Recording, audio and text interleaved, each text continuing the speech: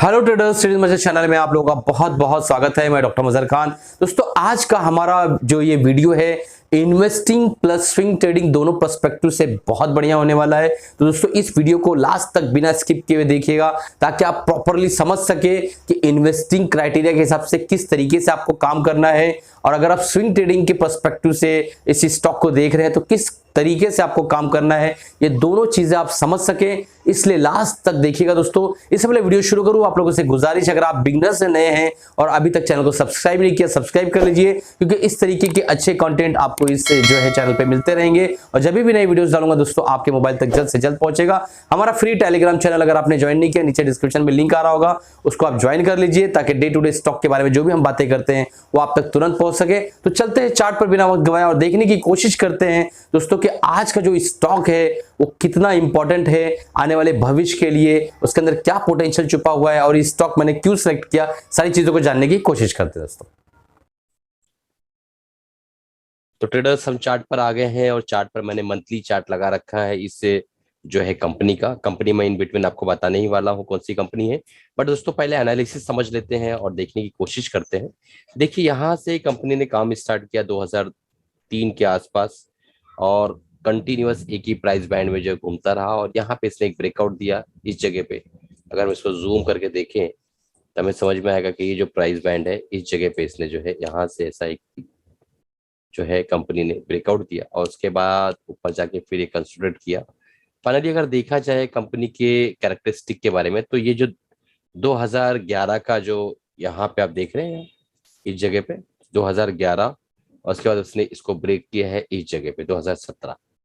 तो 2011 और 17 के बीच में 5 साल का जो है अवधि है, टाइम पीरियड है।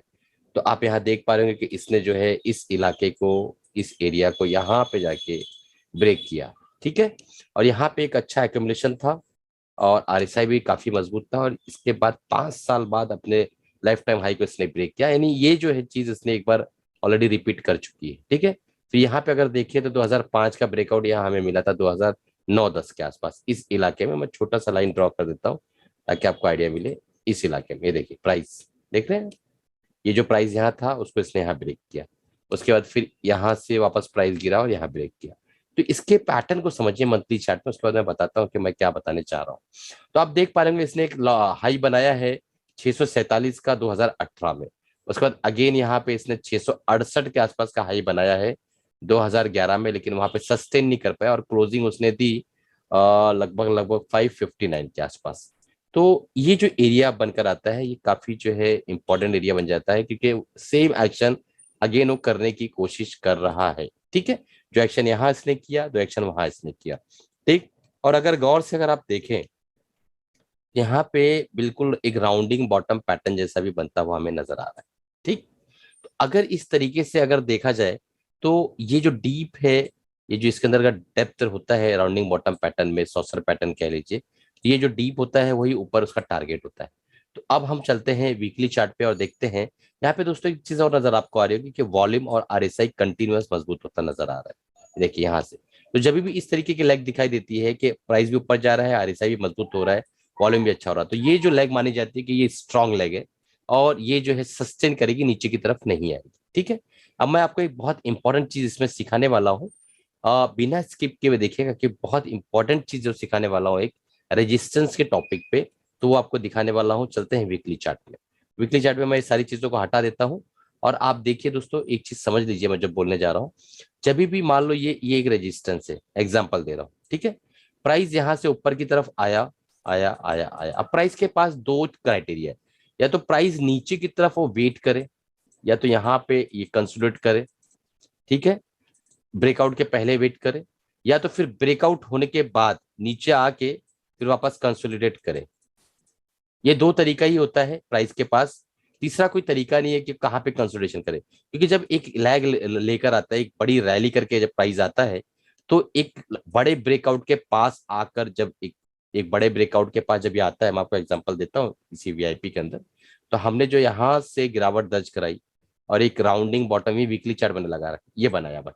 ठीक है, और उसके बाद जो है अगर यहाँ देखें हम, तो इस प्राइस के पास लगभग लगभग जो इसका लाइफ टाइम हाई था 647 के आसपास हम आए, और वहां से हमने एक बिकवाली देखना शुरू की। ये देखिए, आप थोड़ा जूम करता हूँ, देख पा रहे हैं, वहां से बिकवाली शुरू की। तो ये कौन लोग होते हैं जो यहाँ बेचते हैं? दोस्तों आप खुद थोड़ी देर के लिए सोचिए कि 5 साल पहले आपका माल ले, 5 years ब्रेकआउट है दोस्तों, ये 5 साल का ब्रेकआउट होने वाला है इसके अंदर। तो 5 साल पहले आपने एक माल खरीदा जिसकी कीमत मान लो 100 रुपए थी, वो नीचे गया नीचे गया नीचे गया और लगभग उसकी कीमत जो है दोस्तों 25 रुपए तक आ गई या 30 रुपए तक आ गई। अब आपका जो है बर्दाश्त का मादा इतना ज्यादा है कि आपने इसको होल्ड रखा होल्ड रखा होल्ड रखा, और 5 साल के घुमाव के बाद वो ऊपर धीरे धीरे आता रहा। आप उसे देखते रहे, बर्दाश्त करते रहे, फिर देखते रहे, फिर बर्दाश्त करते रहे, फिर देखते रहे, फिर बर्दाश्त करते रहे। फाइनली आपके रेट पर वो आ गया है। तो जब आपके रेट पर वो आ गया है दोस्तों, तो आप जो है उसको बेचना शुरू करेंगे। तो जैसे ही आप उसको बेचना शुरू करेंगे, एक तरह का जो है सेलिंग प्रेशर यहाँ देखने को मिलेगा, और माल जो है यानी प्राइस जो है थोड़ा नीचे की तरफ आएगा। 10-15% नीचे आना बहुत स्वाभाविक है, बहुत इजी है, कोई बड़ा मसला नहीं है दोस्तों। तो यहाँ पे देखिए, इस जगह पे आप देखेंगे तो 15% के आसपास की करेक्शन हुई है।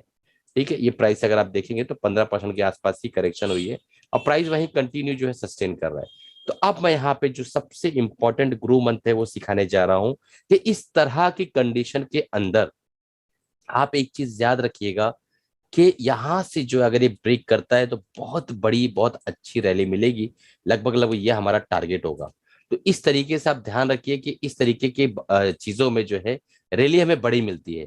तो इसका हमेशा ध्यान रखिएगा, क्योंकि कैसा होता है ना दोस्तों, आमतौर पे यहाँ पे लोग निताश होके थक हार के जो है इस इलाके में जब यहाँ कंसोलिडेट कर रहा होता है, ये जो एरिया यहाँ पे कंसोलिडेशन का एरिया है, इस एरिया के अंदर लोग अक्सर भाग जाया करते हैं।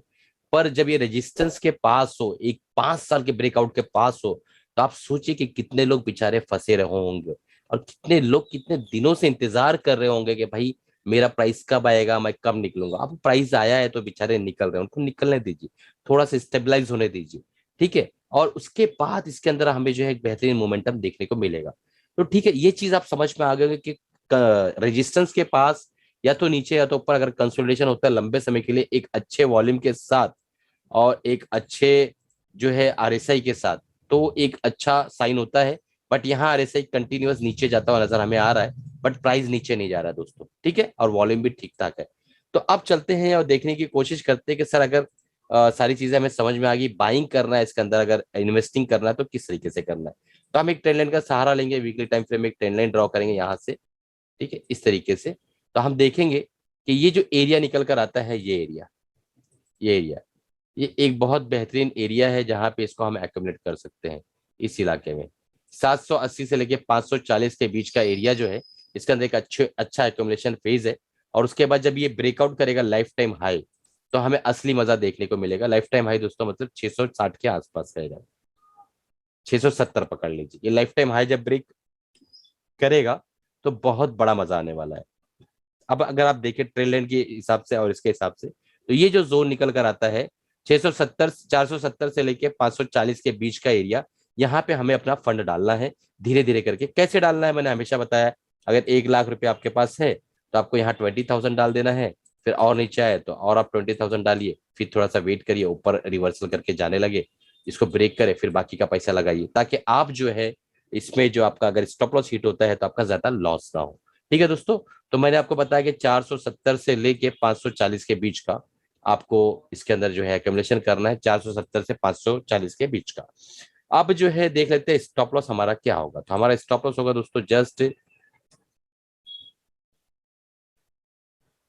430 का, ये हमारा स्टॉप लॉस होगा, ये एरिया।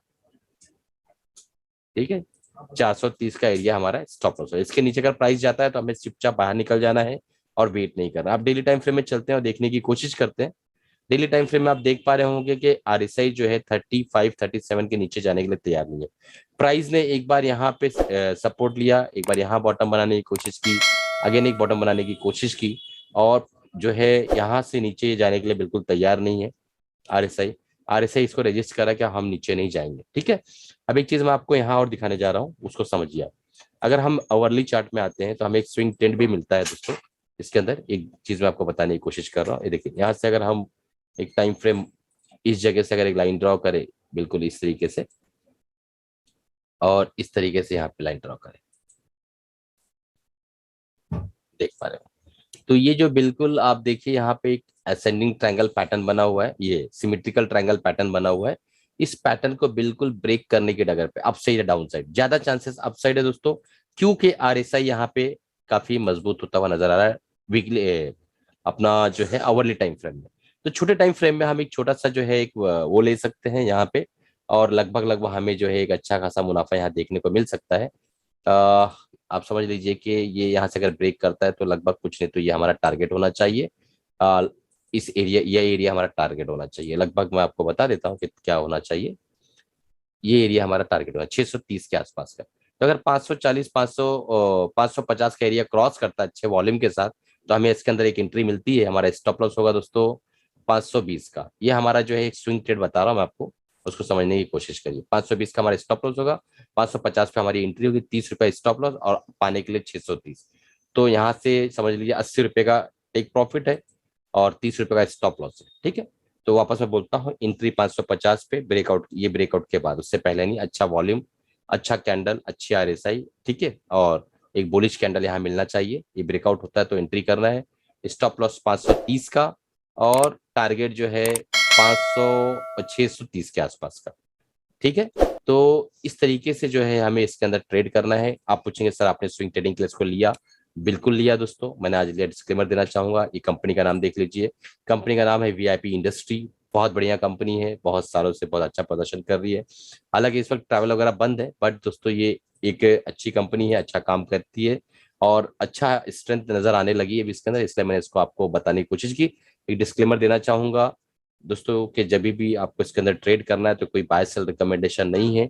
ये जो है सिर्फ और सिर्फ जो है एजुकेशनल पर्पज से सिखाया जा रहा है, ताकि आप लोग जो है प्रॉपरली एनालिसिस को सीख सके, टेक्निकली जो है समझ सके सारी चीजों को। और अगर आपको इस तरीके से एनालिसिस सीखना है तो आप हमारा एमएसएम का प्रोग्राम ले सकते हैं। सिर्फ और सिर्फ 2000 में आपको जीरो से लेके हीरो बनाने की पूरी प्रक्रिया है। 100 वीडियोज हैं दोस्तों। उसके अंदर अगर आपको अपना शेयर मार्केट का एस भी नहीं आता है, स्टॉक का एस भी नहीं पता है, तो भी दोस्तों आपको उसको वहां से लेके आपको एक प्रो ट्रेडर बनाने की पूरी प्रक्रिया उसके अंदर मौजूद है। तो अगर आप इनरोल करना चाहते तो इनरोल कर सकते हैं। व्हाट्सअप नंबर डिस्क्रिप्शन में ऑलरेडी दिया हुआ है। चलिए इसी के साथ अलविदा चाहता हूँ। कमाते रहिए, खुश रहिए और हैप्पी रहिए दोस्तों। अपने फाइनेंशियल एडवाइजर से राय मशवरा लेने के बाद ही इस कंपनी के अंदर निवेश करिए दोस्तों, उससे पहले ना करिए।